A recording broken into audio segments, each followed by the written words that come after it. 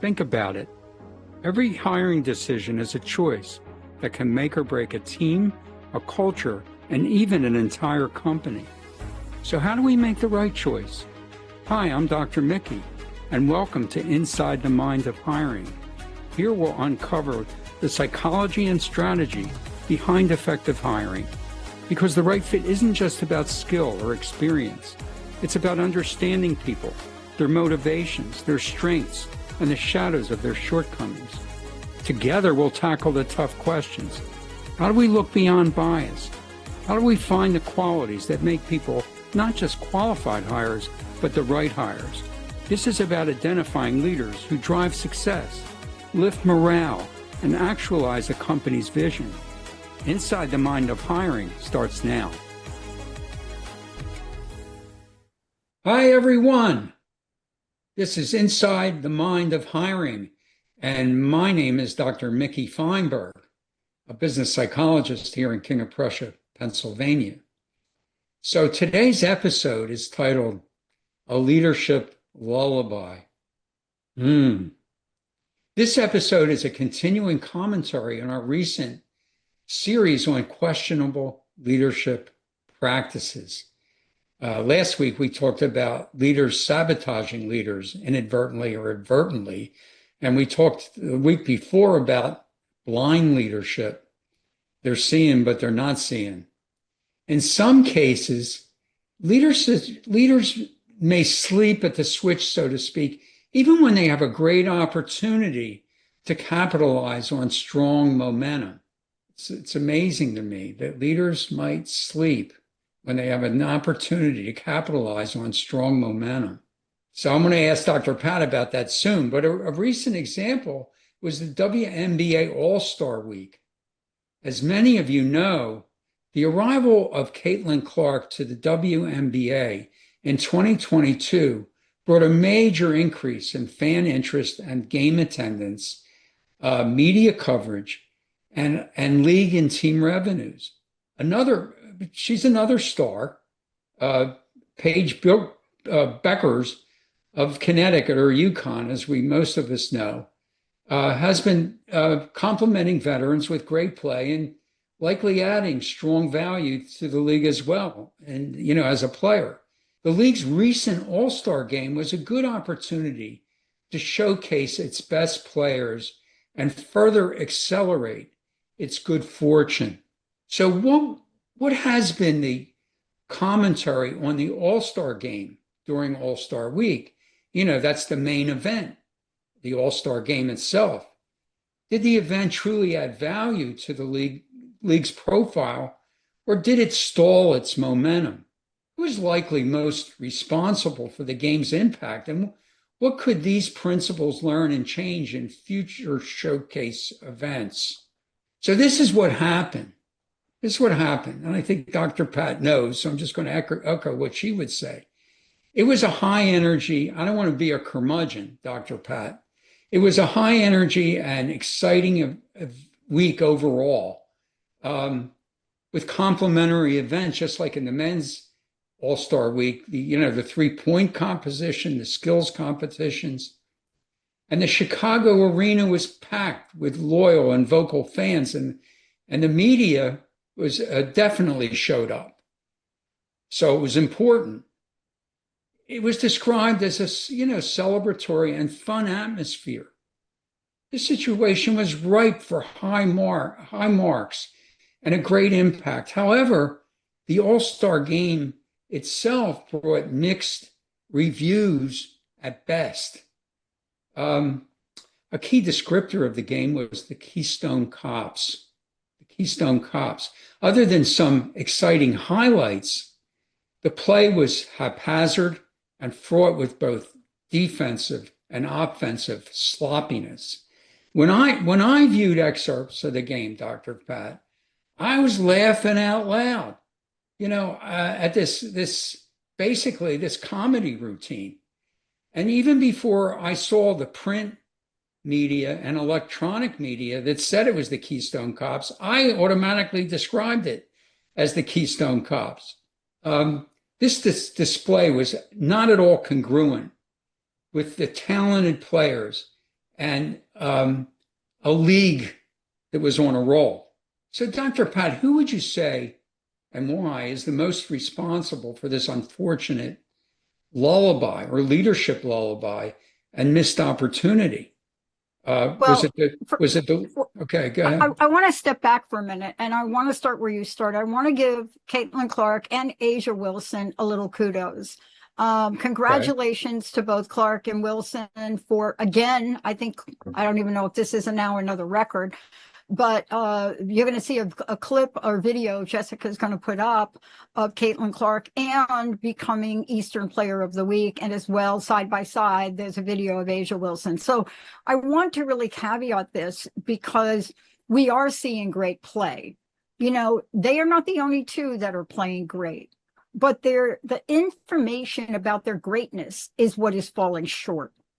You know, if Caitlin Clark has a game like she had the other night, which now allegedly is being reported, she was not well.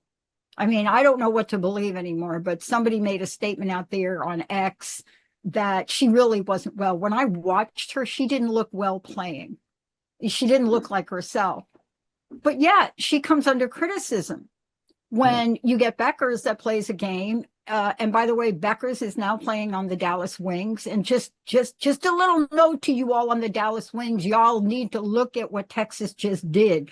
They banned THC, folks. So just saying, just giving you a little insight right there on that. You're playing in Dallas, you better be checking your stuff.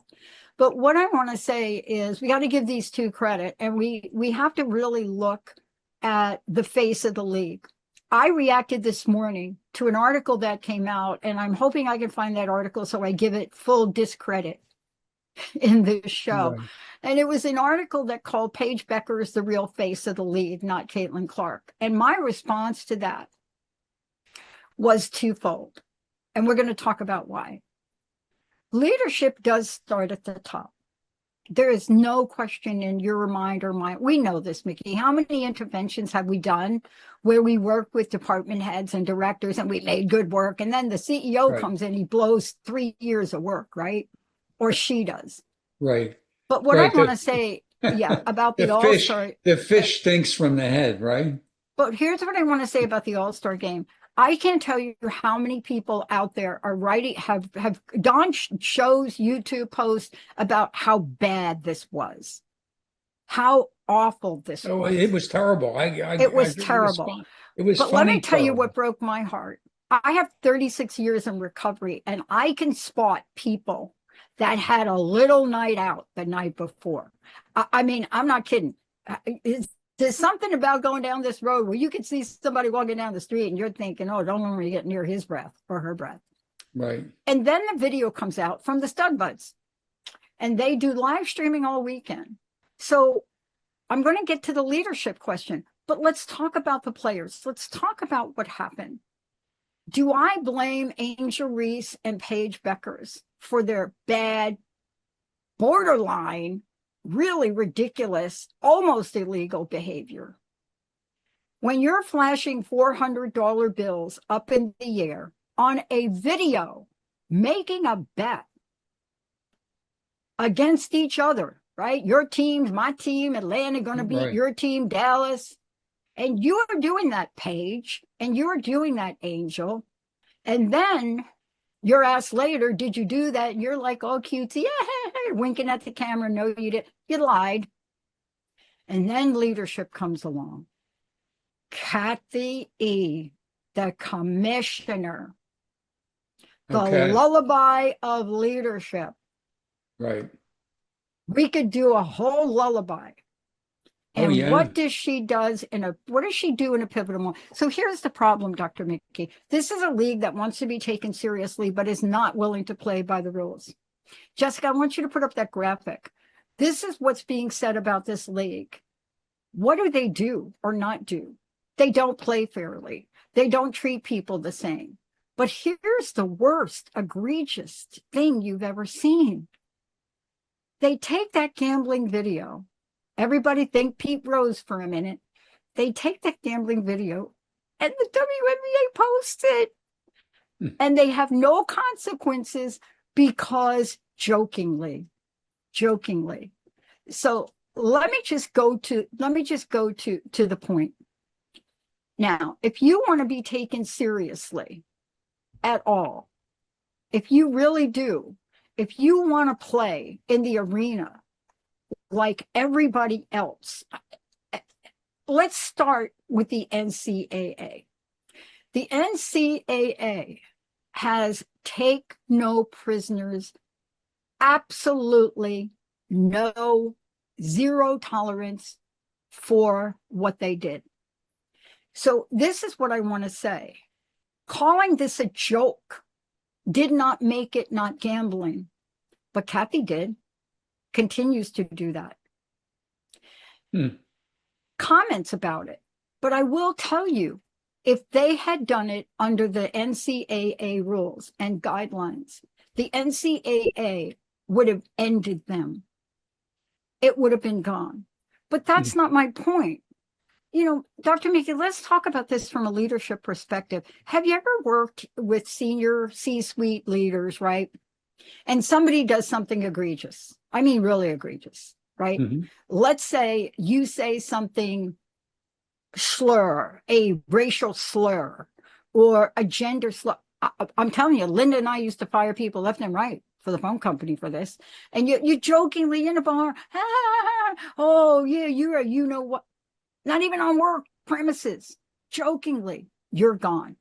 Right. So Kathy Engelbert and the WNBA are giving joking about gambling a pass. So Kathy, this is to you, leader lullaby champion. What you gonna do? I'm telling you, there's a little song about that. What you gonna do when somebody says something jokingly about somebody's race?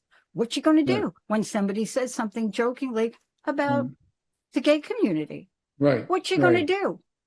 What you going to do when somebody says something jokingly about you or a coach? You see, because now you have made joking on a disastrous thing that any other sports vehicle would have banned people, gotten rid of them, investigative. You made it a joke. And you know what you just did? You made the WNBA a joke. That's what you did. Yeah. You, Kathy, you mean, Commissioner, what you're saying made is the WNBA a joke because joking about gambling and then following up with the joke that I got to check my little PayPal account or whatever the hell that account was and continuing the joke, you just laughing it up. And I'm telling you.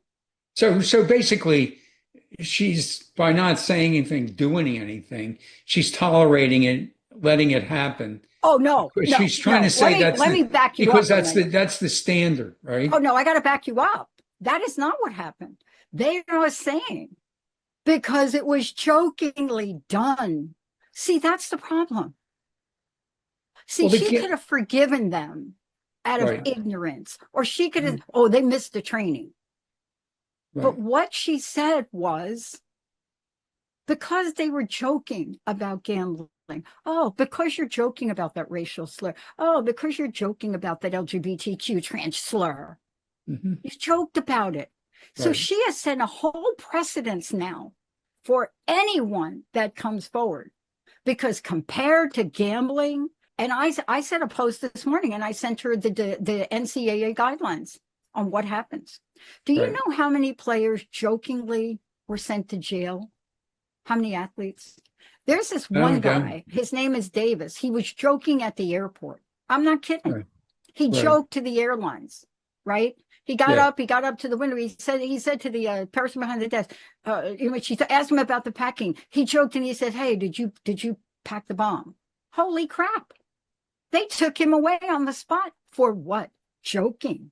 Right.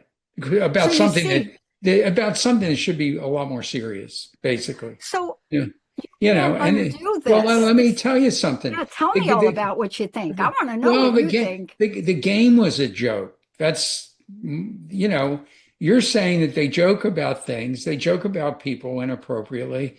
They joked about the game. The game, which was the showcase event, was a joke. You mentioned to me that there was some. You know how far this went? They even posted this gambling thing in Spanish. In a Latin, like, what do you think? Angel, we are not going to read this. Some of us do speak a little bit of Spanish. What you think? We're not going to read that? But but it's not even the game. So let me tell you, as a person in recovery, my heart broke when I saw the level of alleged, okay, I got to say alleged, even though there's videos of it, alleged of drinking, Right. alleged of gambling, Right. alleged of really bad play. I mean, you don't miss a layup unless there's something physically wrong Oh, with they you. missed a lot of layups. But it breaks my heart. And I'm saying leadership is absent. So you know what would have made this different? Leadership would have taken home. And by the way, all they showed was pictures of the general managers of the team. Where the hell were the two coaches? Why didn't those two coaches set a standard and say, you are not coming on this court if you are hungover, honey, and you don't pass a breathalyzer test? Right. Why didn't they set a standard? You know what the difference is Right. between You're the saying that even though WNBA? even what you said is even though they're grown-ups, they should have some of the NCAA practices and policies. I'm just telling you what the NCAA is. If you want to play in the big leagues, you got to act like a Right. big league. You don't Sure. act like Kathy jokingly made you a joke. You Right. the joke. And here's Right. what I want to say. Let's talk about this because the leadership could shape these young people. And people want to get all over Caitlin Clark's case for her emotions on the court. Right.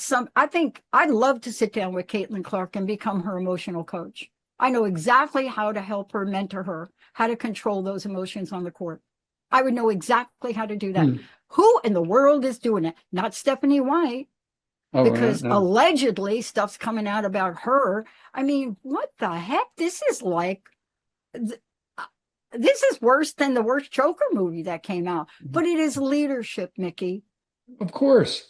It's why didn't she expect and advocate for, let's showcase the game for a second.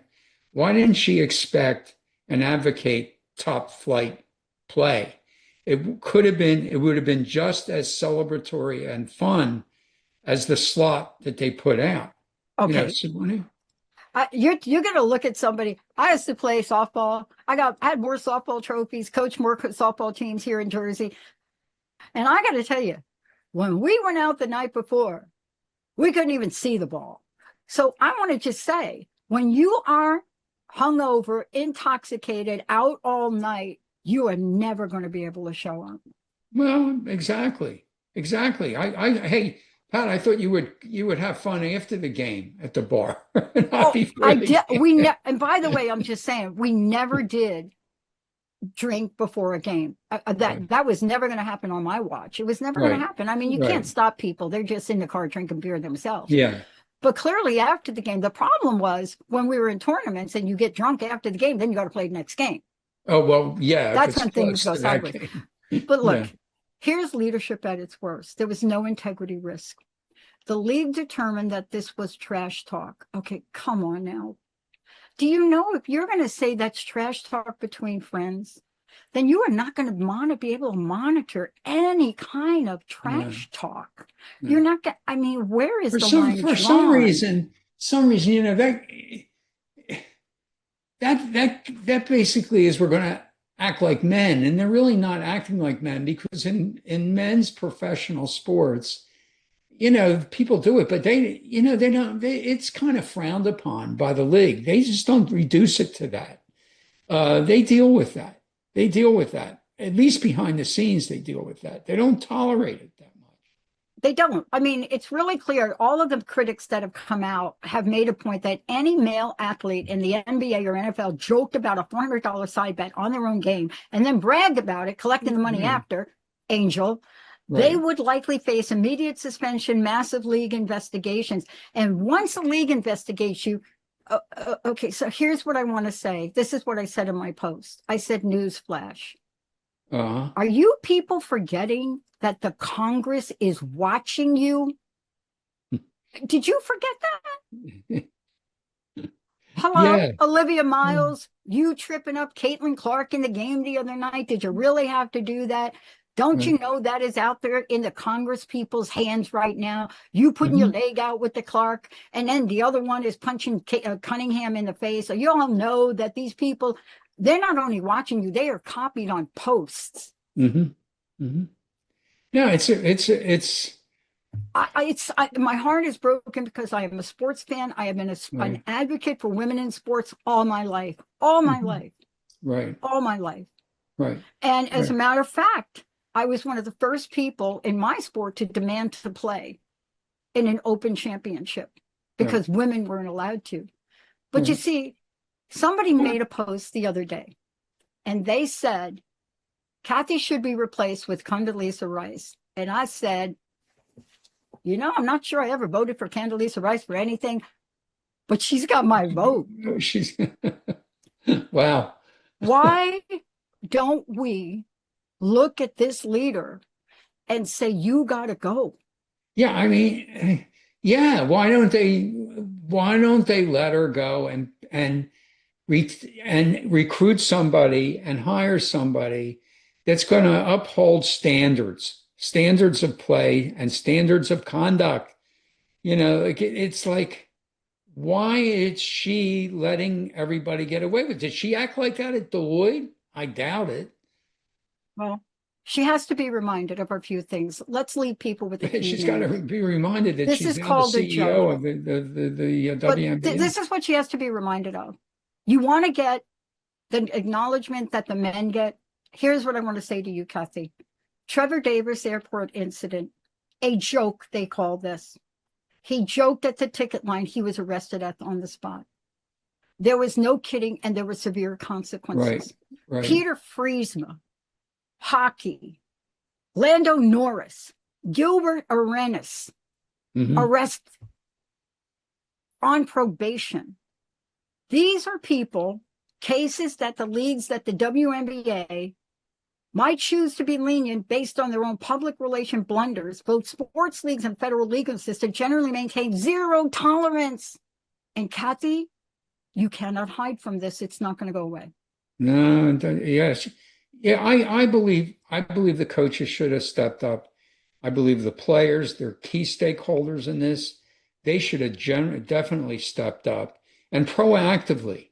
They should have gotten together and said, what do we want to show people? What do we want to advocate out there? How do we want to display ourselves? And I don't think anybody made them ask those questions and answer them as a group, and challenge them if they wanted this to be a drunken, fun, sloppy kind of display. I think it's if they want to go to the NBA standards, they got to start acting like they're serious about what they're doing. And it still could be fun and exciting and celebratory. You can combine they are past the point of no return unless they do something about the gambling, Mickey. I'm just going to tell you outright. Well, they are past the point of credibility. You're saying they're not just they're past the point. They're past the point. Right. And this so is what we have to keep. They got they're past the point of any credibility. But here's what I want to say.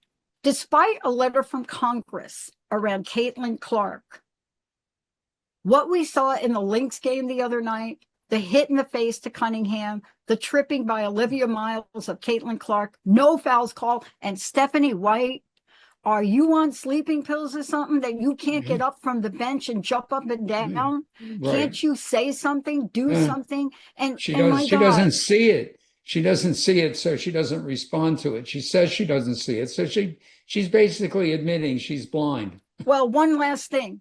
The clip of that trip, there is a referee looking right at it. This is not integrity. No. And there isn't a leader in the bunch. No. I mean, the players aren't taking enough accountability. The coaches are definitely not. And I would doubt that the team executives and owners are taking, much responsibility for this as well. I got to tell you something. If somebody made a racial or an LGBT slur or some slur against me jokingly, there is no, you know what? No such thing as a joke when it comes to harming other people or breaking laws and systems. Yes, officer, I was jokingly playing and going through that red light. Well, it You just want to laugh with wait, me about that? Oh, wait, I you're jokingly was trying to see how fast my car went. Oh, Sha'Carri Richardson, what the heck is yeah. going on? What I'm, to me, it's the end result of compromising standards. And There we go. if you get into that mode, which is compromising, normal rules of engagement, professional rules of engagement, then you're not going to be as apt to compromise standards of play, standards of work. And that's what's being allowed to happen. So I think somebody from the league in a power position has to acknowledge this, or this league is going to be not taking advantage of opportunities. And I just told you who the leader was. they're going to We go got to run. down. We They're got going to to go run. down. We're going to pick it up again. We're going to run, but we had to talk about this because this is a leadership issue and leadership Sure. is asleep. We'll see y'all next time. You have been listening to Inside the Mind of Hiring with me, Dr. Mickey Feinberg. Tune in the first and third Tuesday at 11 on Transformation Talk Radio to discover the psychology of making successful hiring decisions. In each episode, hiring managers and HR pros will learn how to leverage assessments and other key screening sources and avoid common pitfalls. Job seekers will gain insight into successfully presenting themselves. For more information on assessing people for mission-critical jobs and on career assessment and coaching, visit deltaconsultants.com and my LinkedIn profile. If you'd like to write me personally, it's Mickey, Mickey, @deltaconsultants.com.